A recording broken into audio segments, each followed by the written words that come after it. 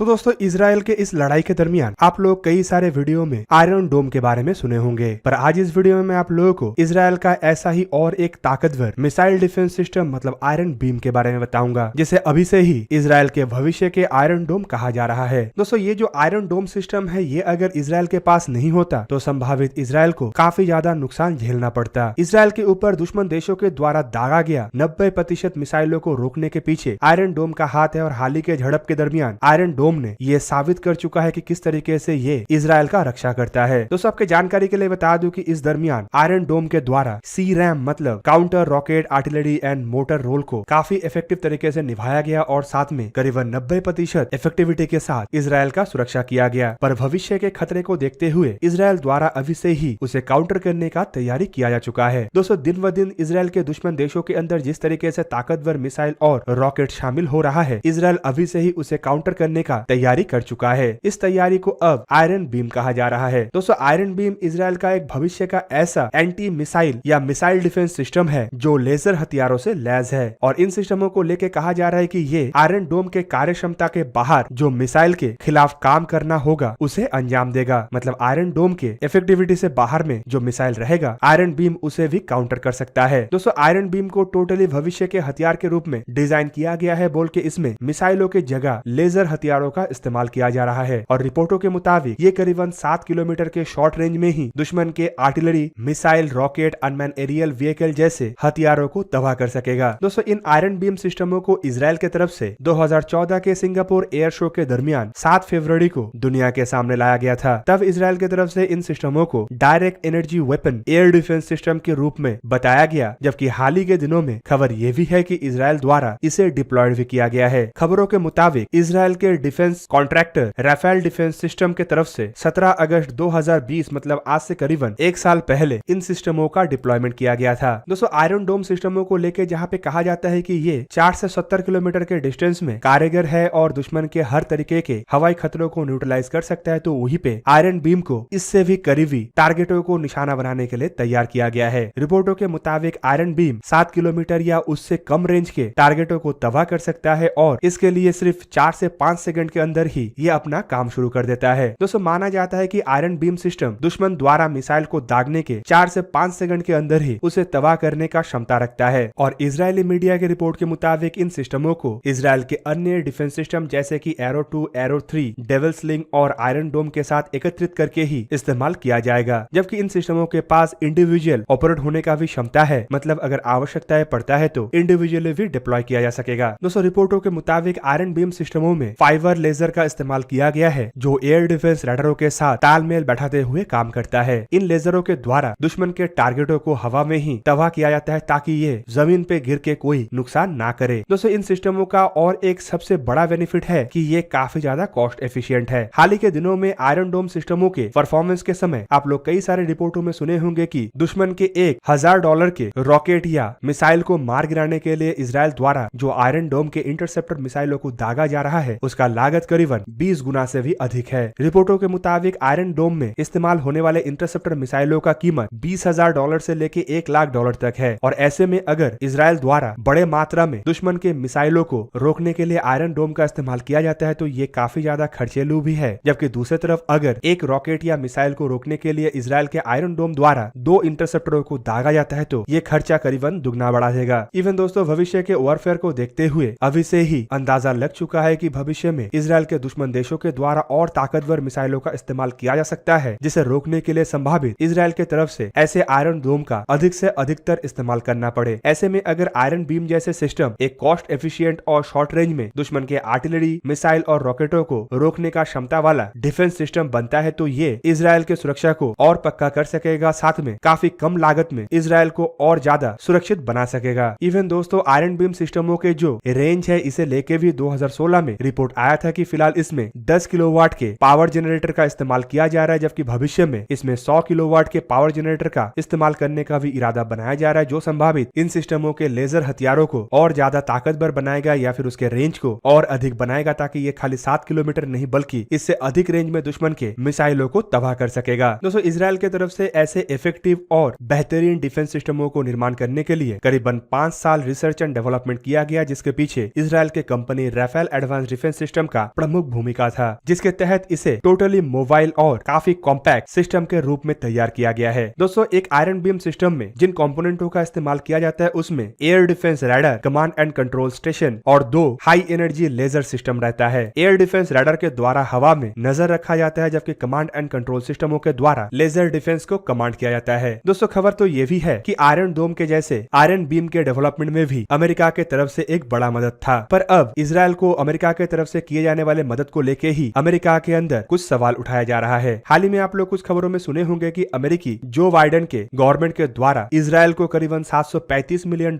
के एक मदद देने का बात कहा गया है, ताकि इजराइल अपने प्रिसीजन गाइडेड मिसाइलों को मजबूत कर सके। और अब सुनने को आ रहा है कि इसे अमेरिका के अंदर ही ब्लॉक करने का तैयारी किया जा रहा है। तो दोस्तों, अमेरिका के डेमोक्रेटिक पार्टी के कुछ लॉ मेकरों के द्वारा एक ज्वाइंट रेजोल्यूशन लाया गया है, ताकि बाइडेन एडमिनिस्ट्रेशन के तरफ से जो $735 मिलियन के प्रिसीजन गाइडेड मिसाइलों को इजराइल को देने का डिसीजन लिया है, उसे ब्लॉक किया जा सके। दोस्तों, इन लॉ मेकरों का मानना यह है कि अमेरिका के तरफ से इजराइल को जो ज्वाइंट डायरेक्ट अटैक एमुनिशन देने का बात कहा गया है, इसका इस्तेमाल इजराइल झड़प के दरमियान कर सकता है, जो झड़प ऑलरेडी कई सारे लोगों का जान ले चुका है, जिनमें इजराइल और पैलेस्टीन दोनों के नागरिक शामिल है। दोस्तों, इवन आपके जानकारी के लिए बता दूं कि अमेरिका के तरफ से जो हथियार इजराइल को देने का डिसीजन लिया गया था, वो असल में यूएस कांग्रेस के सामने 5 मई के दिन प्रपोज किया गया था, जो करीबन ये झड़प के एक हफ्ता पहले का घटना है। मतलब इसे अगर एक तरीके से झड़प के साथ जोड़ा जाए या फिर ये बताने का प्रयास किया जाए कि इजराइल के मदद के लिए या इजराइल के ताकत को इस झड़प में मजबूत करने के लिए अमेरिका के द्वारा इन हथियारों को दिया जा रहा है, तो ये टोटली गलत होगा। दोस्तों, झड़प के पहले से ही अमेरिका इन हथियारों को प्रोवाइड करने का तैयारी कर रहा था, जबकि अब कुछ मीडिया हाउसेज में इन्हें ऐसे जोड़ा जा रहा है कि इजराइल के हाल ही के घटना के बाद ही अमेरिका ये डिसीजन लिया है। दोस्तों, आपके जानकारी के लिए बता दूं कि अमेरिका इजराइल का एक ऐसा एलाई देश है जो सालाना कई बिलियन डॉलर के हथियार प्रोवाइड करता है, साथ में इजरायली डिफेंस फोर्सेस के लिए एड भी देता है। और इसके पीछे प्रमुख कारण है कि इजराइल का आकार छोटे होने के बावजूद इसके चारों तरफ के कई सारे दुश्मन देश होना। दोस्तों, ऑलरेडी इजराइल के ऊपर अरब के देशों के द्वारा ज्वाइंटली कई बार हमला किया जा चुका है और इजराइल इसका सामना भी कर चुका है। ऐसे में अगर इजराइल जैसे छोटे देश को अंतर्राष्ट्रीय मदद ना मिले या फिर अमेरिका जैसे देशों के द्वारा मदद ना किया जाए, तो ये अरब देश किसी भी वक्त इजराइल के ऊपर फिर से हावी हो सकता है। दोस्तों, इजराइल के अस्तित्व को बचाने के लिए अमेरिका के द्वारा लगभग बीते 70 साल से ही इस तरीके का मदद दिया जा रहा है, और अब इसे पैलेस्टीन और इजराइल के झड़प के साथ भी जोड़ के देखा जा रहा है। पर बीते 70 साल में भी इजराइल के द्वारा कई सारे डेवलपमेंट किया जा चुका है, जिनमें अपना खुद का इंडिजीनियस हथियारों से शुरू करके इंडिजीनियस ऐसे डिफेंस टेक्नोलॉजी भी शामिल है, जो इजराइल अब अमेरिका को भी प्रोवाइड कर रहा है। दोस्तों, मिसाइल डिफेंस सिस्टम में इजराइल दुनिया के सबसे ताकतवर देश है। इजराइल के पास कई सारे मिसाइल डिफेंस सिस्टम है, जबकि ड्रोन के मामले में भी इजराइल को अमेरिका के बाद सबसे ताकतवर देश माना जाता है। इजरायली ड्रोन पूरा दुनिया में सबसे ज्यादा पसंद किया जाता है, और ये इतना क्रिटिकल टेक्नोलॉजी से लैस होता है कि हर तरीके के कारनामा अंजाम दे सकता है। दूसरी तरफ इजराइल द्वारा हथियारों के क्षेत्र में अपना खुद का टैंक, आर्टिलरी एमुनेशन और रॉकेट से शुरू करके मिसाइल तक डेवलप किया गया है, जबकि फाइटर एयरक्राफ्टों में इस्तेमाल होने वाले हथियारों से शुरू करके फाइटर एयरक्राफ्टों के अन्य कंपोनेंटों को भी इजराइल द्वारा डेवलप किया गया है। कुछ महत्वपूर्ण हथियार ही अब बचा हुआ है जो इजराइल नहीं बना रहा है, या फिर इजराइल के पास बनाने का फैसिलिटीज नहीं है। पर अगर इजराइल प्रयास करता है तो ये हथियार भी जल्द ही तैयार कर लेगा, और उस समय इजराइल को किसी भी अन्य देश का किसी तरीके का मदद का आवश्यकता नहीं रहेगा। तो दोस्तों, ये था आज का वीडियो। अगर आपको वीडियो अच्छा लगा तो इसे लाइक कीजिए और मेरे चैनल को सब्सक्राइब कीजिए, और साथ में बना हुआ बेल आइकन को भी प्रेस कर दीजिए, ताकि आप मेरा वीडियो देख पाए सबसे पहले। जय हिंद।